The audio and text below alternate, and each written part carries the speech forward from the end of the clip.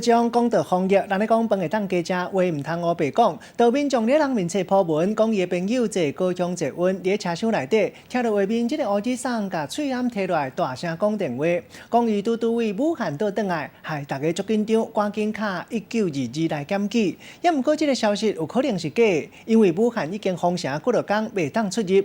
高雄市卫生局嘛讲，掌握的个案拢符合规定，也毋过即马当咧追查讲，即个消息到底敢有影？高雄捷运乘客来去，看起来真正常，毋过煞有网友足紧张的伫人面册破文。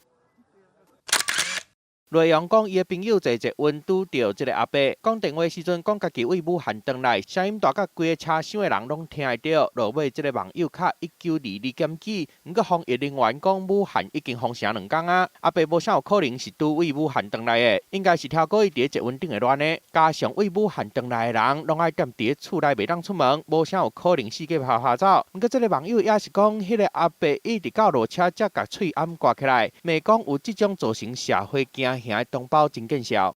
对，他是在电话里面跟他的朋友说他是从武汉回来这样子。今天他如果讲的是真的，那他这样子在外面爬照，我们会很担心啊。对，就不道德了。